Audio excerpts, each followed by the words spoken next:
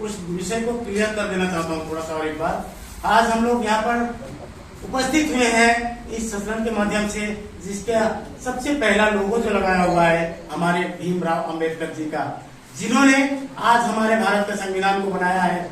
आज हमारे भारत में हमारे SC ST OBC इन तीनों संप्रदाय के लोगों के साथ जो अत्याचार किया जाता था सवर्णों के द्वारा, उसके विरोध में उन्होंने हमें समाज में जीने का अधिकार दिलाया है। इस चीज को हमें याद रखना पड़ेगा। सबसे पहला बात, उन्होंने हमें समाज में बैठने का, उठने का और एक जगह में जाने का ये सम्मान दिया है। पहले हमारे SC ST OBC को बस में भी चढ़ते थे तो हमें घृणा नजर से देखा जाता था। हम लोग किसी के सामने से भी जाते थे तो हम लोग वहाँ पे पानी जाने के बाद पानी छिड़क के उन लोग उस जगह को पवित्र करते थे। ऐसा हालत था हमारा ये समाज का। लेकिन आज हम लोग किसी को भी अपना हक से बोल सकते हैं कि तुम्हें अगर मेरे साथ ऐसा किया तो हम तुम्हें नहीं छोड़ेंगे। क्यों नहीं छोड़ेंगे, कैसे नहीं छोड़ेंगे? ये बाबा साहब भीमराव अम्बेडकर का बनाया हुआ संविधान का माध्यम से ही हम लोग को ये पावर मिला है कि हमारे साथ कोई छूट छाट का व्यवहार नहीं कर सकता है।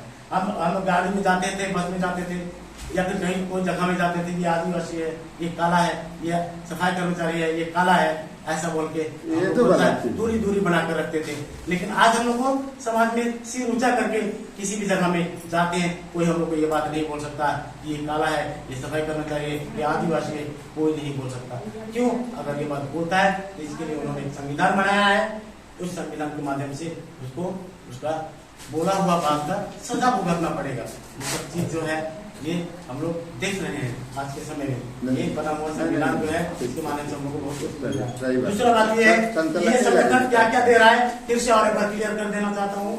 ये संगठन क्या क्या दे रहा है हमारे समाज के लोगों के लिए, हमारे सफाई कर्मचारी लोगों के लिए क्या क्या दे रहा है, और हमारे जो टी गार्डन में जो हमारे वर्कर लोग हैं, कर्मचारी लोग हैं, उन लोगों के लिए क्या क्या दे रहा है, एक बार फिर से क्लियर करना चाहता हूँ। इस बात को ध्यान से आप लोग सुनिए। सबसे पहला बात है कि ये एक एजुकेशन लोन देता है। एजुकेशन लोन इसका बंदोबस्त करता है, किसके लिए करता है? जो लोग पढ़ाई करना चाहते हैं उसके लिए करता है। दूसरा है ये महिलाओं के लिए क्या करता है? लोन का बंदोबस्त करता है, ताकि उन लोग को ट्रेनिंग कर सके और ट्रेनिंग करके उस ट्रेनिंग के माध्यम से 2 रुपया इनकम कर सके। और तीसरा है ये संगठन क्या करता है? ट्रेनिंग का व्यवस्था करता है महिला लोगों के लिए ट्रेनिंग, जिससे हमारे सफाई कर्मचारी लोग जो है उन लोग का माता बहन जो है वो कहीं और काम करने ना जाए, वो ट्रेनिंग करके खुद अपना घर में बैठे हुए अपना घर में बैठ के अपना इनकम कर सके। चौथा क्या है? यहाँ पे सिर्फ महिलाओं के लिए नहीं बल्कि पुरुषों के लिए भी यहाँ पर लोन का व्यवस्था किया गया है इस संगठन के माध्यम से, ताकि उन लोग को भी वो सारा सुविधा मिल सके जिन लोगों को रोजगार नहीं मिलता है, बेरोजगार घर में पड़े हुए हैं, उन लोगों को भी रोजगार मिल जाए, इसका व्यवस्था ये संगठन करता है। पांचवा क्या है? पांचवा जो हमारे समाज के लोगों को जो सरकारी सुविधाएं उपलब्ध नहीं हो रहा है, उन सभी सुविधाओं को उपलब्ध कराने का कोशिश करता है। जैसे कि जिनके पास घर नहीं है, जिनके पास रहने का कोई व्यवस्था नहीं है, उनके लिए भी। प्लस ये संगठन के माध्यम से जो हो चुका है वो मैं बताना चाहता हूँ। जैसे कि ये संगठन के माध्यम से जो हो चुका है वो बता रहा हूँ। जो बीते हमारे लॉकडाउन हुआ था, उस लॉकडाउन में इस संगठन के माध्यम से बहुत सारे लोगों को राशन दिलाया गया है। बहुत सारे लोगों को राशन दिलाया गया है। उसमें शायद मुझे कंफर्म याद नहीं आ रहा है, मगर 35 किलो चावल और 20 किलो गेहूं, तेल, चीनी, ये सभी चीज दिया गया है इस संगठन के माध्यम से। मेरे यहाँ पर आने वाला था उसी समय ये लॉकडाउन खुल गया। मेरे यहाँ पर जिस समय में आने वाला था उस समय लॉकडाउन खुल गया, जिस कारण से उसको कैंसिल कर दिया गया उस स्कीम को। ये जरूरत के समय में ये सारी चीज सुविधा भी वापस लाकर देता है। मान लीजिए आज अचानक करके दिन में संगठन के माध्यम से अगर इस एरिया में ना हो ऐसा, फिर अगर कोई बाढ़ आ गया या कोई अनहोनी घट गया, तो भी इस संगठन के माध्यम से बहुत सारा मदद हम लोगों के पास पहुंचेगा।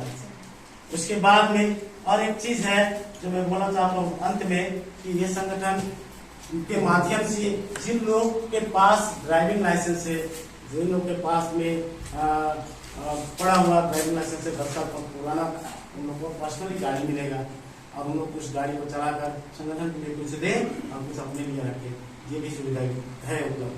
उसके बाद भी और एक बात फिर से बोलना चाहूंगा, जैसे कि हमारे बेरोजगार युवा लोग हैं, उन लोग के लिए भी इस संगठन के माध्यम से बहुत सारा ट्रेनिंग का बंदोबस्त किया गया है। और बेरोजगार लोगों को क्या ट्रेनिंग दिया जाएगा, वो मेरे पास जो है अभी फिलहाल नहीं आया है, सितंबर 1-2 तारीख तक मेरे पास पहुंच जाएगा। जो बेरोजगार युवा लोग हैं, जिसे हमारे बीच में बहुत सारे बेरोजगार युवा लोग बैठे हैं, उन लोग को भी वो सारा सुविधा और वो जो लोन है उसके माध्यम से वो ट्रेनिंग जो है ट्रेनिंग करा के उसके बाद उसी ट्रेनिंग के बाद में उनको वहां से लोन दिया जाएगा।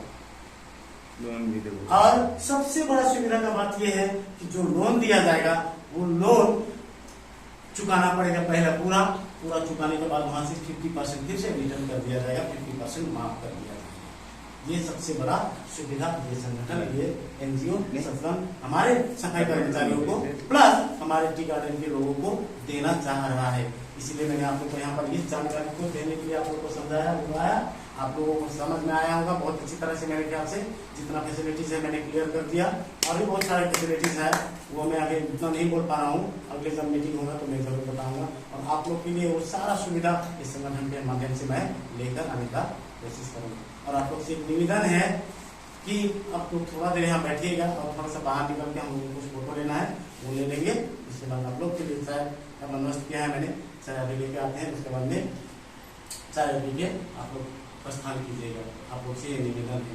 इतना बोलकर मैं ये मीटिंग यहाँ पर अंत करना चाहता हूँ। सबको जय भीम, जय भीम, जय भीम, जय भीम, जय भीम, जय हिंद, जय हिंद, जय हिंद, वंदे मातरम, वंदे मातरम, वंदे मातरम, वंदे मातरम, वंदे मातरम, वंदे मातरम।